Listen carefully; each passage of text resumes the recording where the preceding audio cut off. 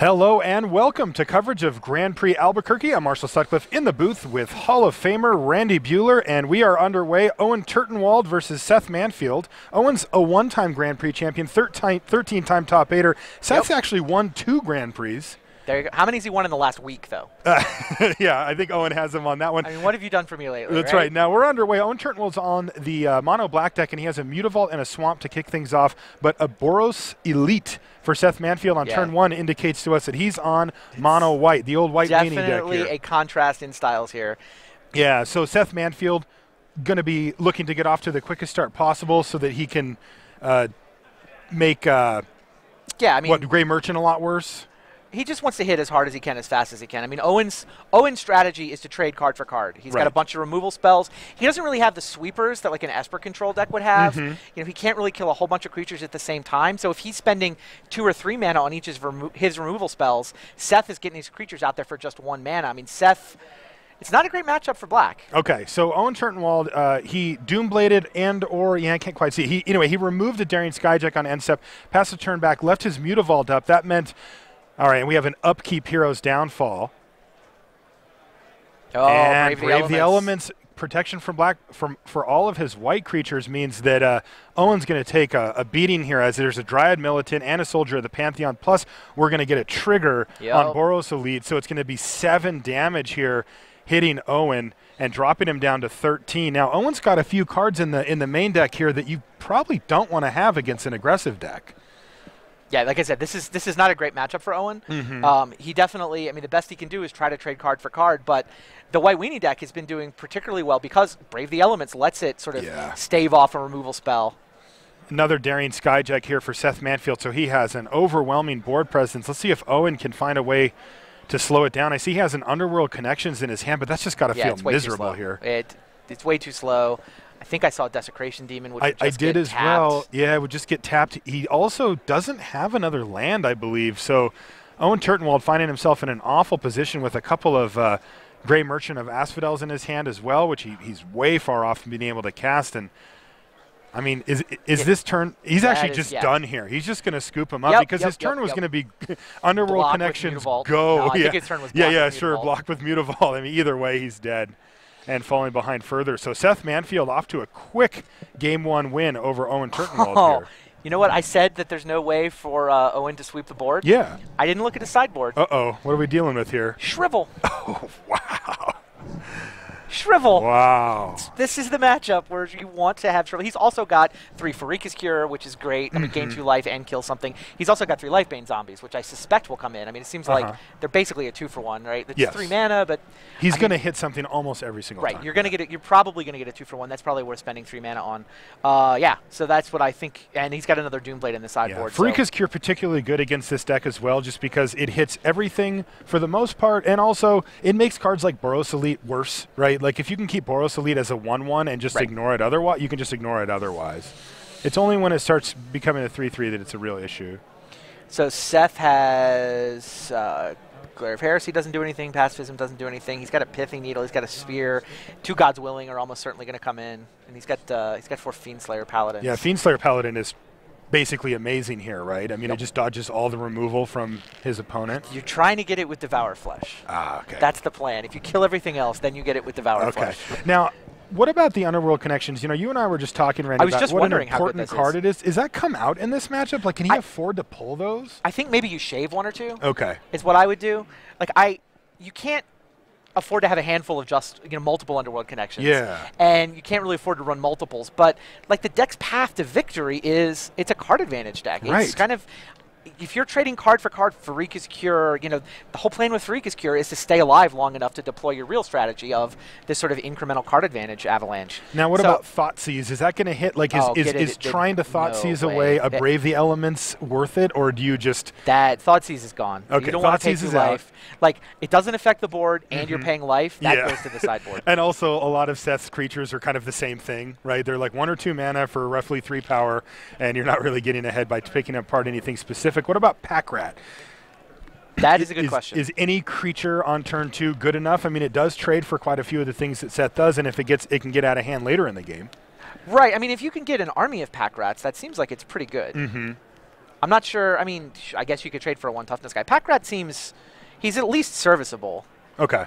It might actually be good. Like, Desecration Demon seems weak. Like, Erebos out, right? I think so, yeah. I mean, I think maybe 3 Underworld connections, so you shave 1 Erebos, 1 Underworld connections. Yeah, I mean, I can't imagine. You take out the Thoughtseizes. How many cards? He's got 3 zombies, 3 cures, and the Shrivel and the Doomblade. So that's 8? Yeah, so I need to shave like 2 more cards at this point, which are probably Desecration Demons. Could be. Maybe all the demons come out. I mean, you have to win with something eventually. Yeah. But maybe they all come out. And I mean, Desecration Demon is a great blocker and finishes the game very quickly. But like you said, it's not a great blocker against this deck. Have you seen how many? That's where I was going with this. Okay. Yeah, is that it doesn't get to block. It doesn't get to block, right? I mean, maybe you need a couple just to have something to eventually attack and win with. I mean, if you kill most of the creatures, then if they're sacking, one of his last 2 creatures to demon, great. That's. So if demon's your last play, it's okay. Right, but again, I don't want a handful of them. Yeah. All right, so I should think be interesting. I think you shave off the expensive ones, get Thoughtseize out of your deck, and bring in all the removal you can find. I mean, Lifebane Zombie's going to win in the game too. He doesn't need to attack with demons to win. Zombie definitely seems better than demon. Yeah, absolutely. Fiendslayer Paladin could be beating. Yeah, it really could be. Attacks through Lifebane Zombie, doesn't get hit by really any of the removal outside of Shrivel. And doesn't even get hit by Shrivel, so it just doesn't get by anything. All right. No, it dies to Devour Flesh. Yeah, to Devour Flesh. So Owen Turtenwald's taking a look at his opening 7 here.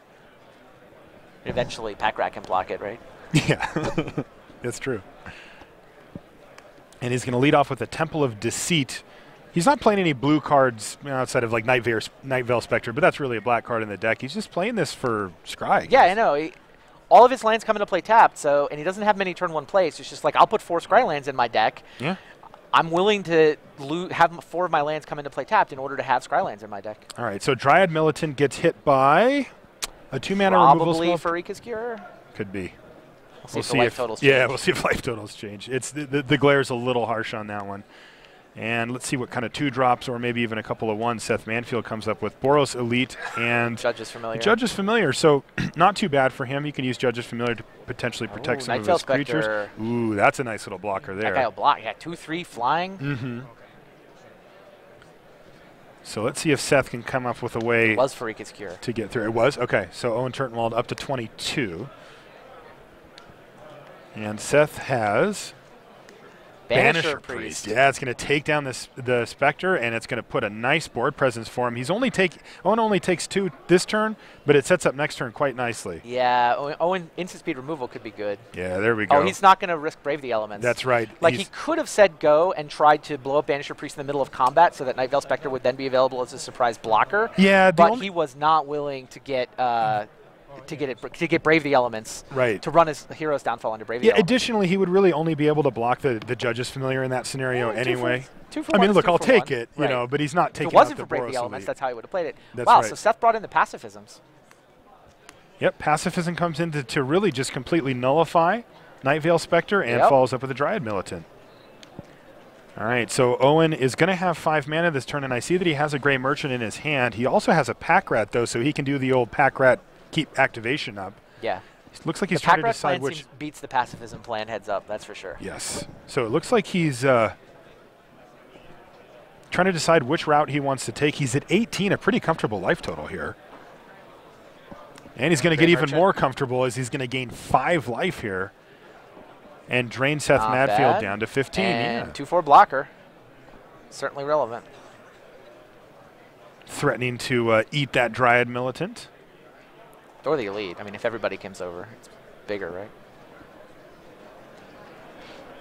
All right, so Seth. Yeah, he's fly over for 1. Yeah, just going to attack for 1 here. 22 for Owen Turtenwald, still sitting in a really nice position. Another Judge's Familiar, sure. Daring Skyjack, sure. So these are kind of a bunch of things that could be relevant in a minute, but right now aren't gonna do anything to Owen. He also drew a Doomblade for the turn. That's a nice rip because he can play Pack Rat and keep up Doomblade or another Pack Rat, so he can kind of threaten Pack Rat while also removing something potentially. Seems like he's on the Doomblade plan here, right? Yeah, I mean, that's his again to just play around Brave the Elements. And Pack Rat. All right. Owen passes the turn back. Still not under much pressure here.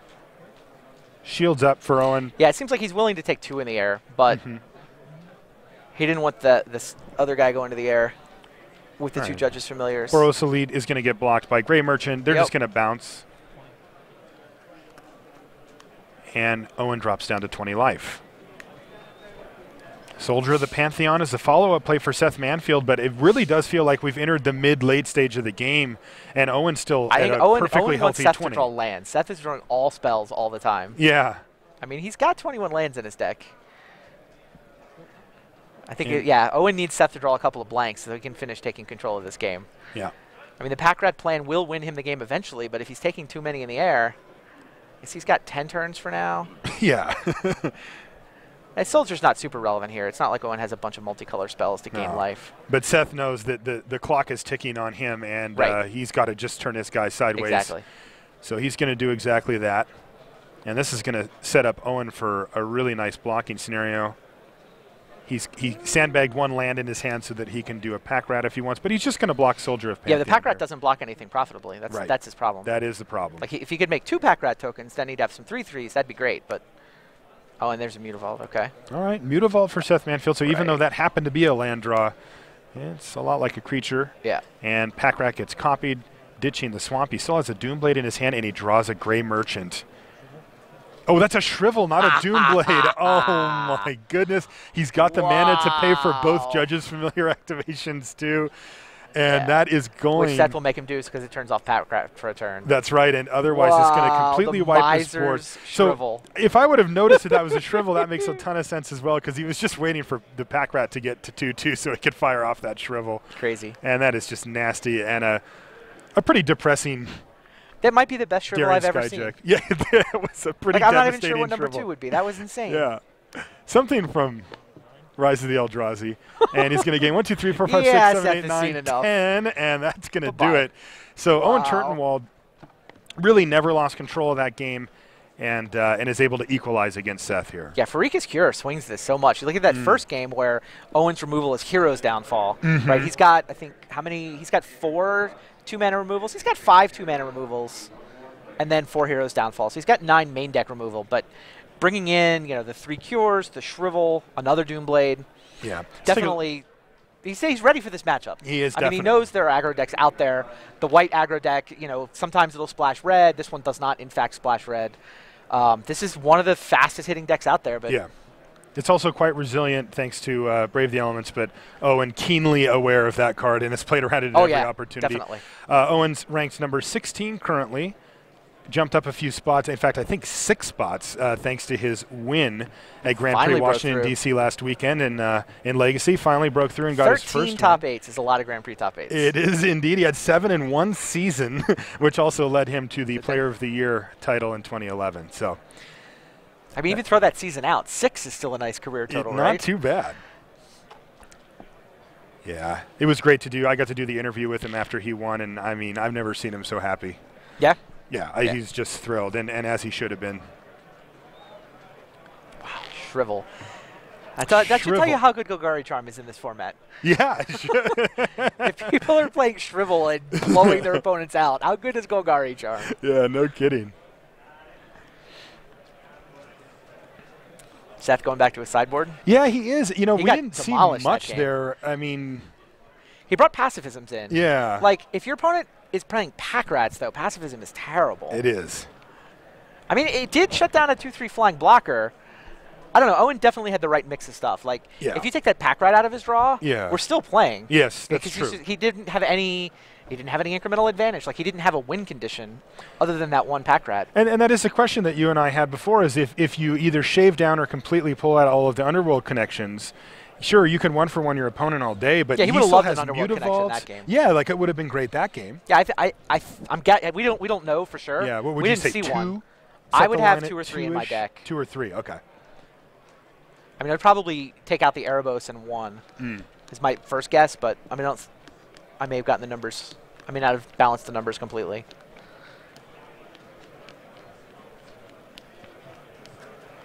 Yeah, it's certainly. Maybe pack rat. Maybe if you just always plan to win with pack rat, it's not like White Weenie can do anything about your pack rat plan. As 1 pithing needle in the sideboard, that's his anti-pack rat plan. It's just a question of speed if pack rat's too slow. Right, but I mean, it's not that slow. No, it's not. It can create an army pretty quickly.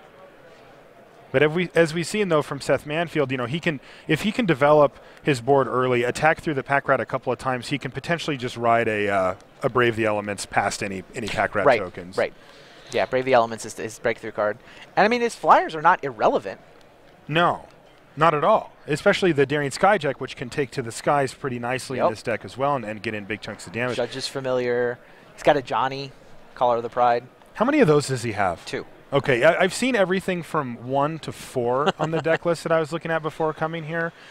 Some people are 2 spears too. He has 2 spears. Familiar, a little more threatening. And a third one on the board. I don't know that this is the matchup for it though. Is Brave the Elements the best card in his deck? I mean, is that the reason to play this deck? Soldier of the Pantheon is the best card in his deck. Okay. Banisher Priest is pretty good too. Banisher Priest, he does that guy into some work. It does indeed. All right, so we're going to get a game 3 here. Owen Turtenwald's on mono black, Seth Manfield on mono white. You mentioned it when we were talking earlier, Randy, that you can actually play any color you want in mono right now. You can play all 5 mono colors. You can play pretty much any. I mean, the other thing that's crazy to me is like even decks that are sort of the same. Like let's say you're playing a big green creature deck. You could splash some red. You can splash some red for the Planeswalkers. Are you a Nykthos deck or are you not a Nykthos deck? Right. There's just so many different directions. We've seen hyper aggressive red. Your white Weenie can splash red. Your white Weenie can splash black. Yeah. Yeah, incredibly Your blue devotion deck can splash black or green. All right, so Judge's Familiar, turn 1 for Seth Manfield. Not his most aggressive option, but a nice one nonetheless. And a Temple of Deceit for Owen. He's going to keep the card on top and ship the turn back. Seth Manfield gets in the red zone, and what's his follow-up play? These first few turns so critical to the mono-white strategy. It's a Daring Skyjack. So he's got 4 power on turn 2, and he also has the Judge's Familiar to potentially thwart, some type of 2-mana removal Owen would spell. prefer to kill the 3-power guy, but if he wants to spend 2 mana on a removal spell, he's going to get Judge's Familiar whether he likes it or not. Yeah, I see that. In fact, he is going to get it with a Devour Flesh in this case. Yep. All right, so sacrifice this, gain a life. It's like, would you like to exact to counter this, or would you like to gain a life? How do you want to play this? Yes. All right, Seth Manfield hits for 3. So reasonable pressure early. This is a big turn for him. Boros Elite's fine. What else do you got, Seth? Another Skyjack. All right, so he's representing 9 power now. If Owen can't do anything, though, Owen can do some stuff. I see he has a pack right. He's also got a Mutavault. Mutavault horrible as a blocker here, though. And here's a Pharika's Cure. And again, Owen is going to around Brave the Elements. Yep, got to do it. That's nice. Turns off Battalion. Yep, 4 damage. And that's going to drop Owen down to 14.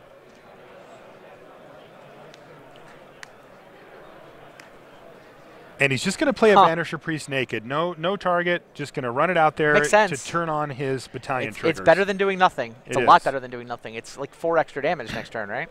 Yes. Like he's going to, this allows him to make his Daring Skyjack fly. It also turns his Boros Elite into something that can't be blocked or traded with by Mutavault. How many cards does Seth have left? He's holding them pretty close to the vest. Yeah. I think he has 2. He's threatening Brave the Elements, right? I see the untapped planes. Yeah, the ominous untapped planes if you're sitting in Owen Turtenwald's seat. Definitely. Is Owen missing a land drop here? Yeah. Ooh. And not only that, he doesn't have Night Veil Spectre Manor. He does not. Mutavault is his third land. There's no fourth land. And he must simply pass the turn back. Yeah. Well, I think he's got maybe a Hero's Downfall, maybe another removal spell. Okay. I don't think he's blank. He's just like, if there's an untapped plains, you may as well wait and cast your instant speed removal in the combat phase.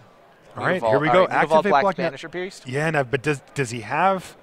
Yes, he has ultimate price to take down the Daring Skyjack. Does it resolve? Seth says sure. So now Owen knows that he doesn't have Brave the Elements. Yeah. So Owen lost a land in that trade, but yeah, Seth is down to 1 power. Yeah, again, that Boros Elite not doing much, and here's a Soldier of the Pantheon. 3 power, that's a big difference. It is. Land. And a land off the top, and a critical untapped land as well. So are we going to see a Spectre? That's my guess. Owen can't be happy that his opponent showed him pacifism last game, but that's probably the play. Yeah, I think one more doesn't block the Soldier, though. Yeah. You can see that Owen has the tools to win the game.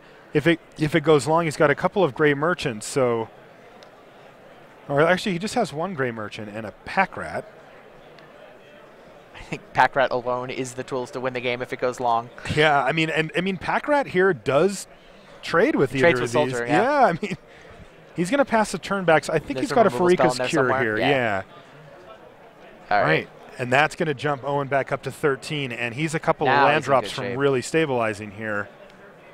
Take 1, and again, he's been able to ignore this Boros Elite. It's just a 1/1. Yeah, it got Battalion to trigger once. Another land off the top for Owen. Night Veil Spectre.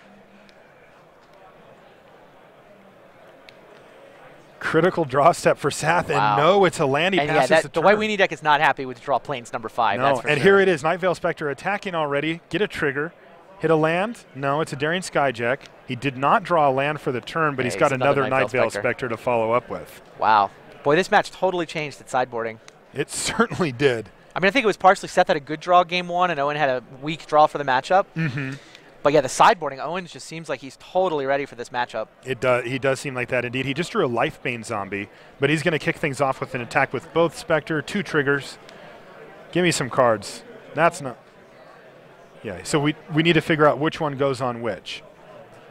Remember, these are specific to the Night Veil Spectre, so if one of these things were to leave... Then Owen loses access to all the cards that it had removed. Yeah, so we have basically, was this the one that had the Skyjack or not? That's right. Now, Owen just said the word triggers, and then Seth turned over a card, so they're kind of figuring it out. Right. All right, so resolve this one now. Ooh, and there's the land drop that Owen was looking for. Nice. Is he just going to slam a merchant here? Yeah. Answer my question for me. Yeah, and there's the handshake. And that's going to do it. Seth has seen enough. Wow. Owen Turtenwald. Can he go back to back? Like 8-0. He this is absolutely when you start thinking about it, right? I mean, he top 8'd multiple events in that season, and I'm sure he had a couple of back-to-backs during that run. Yeah.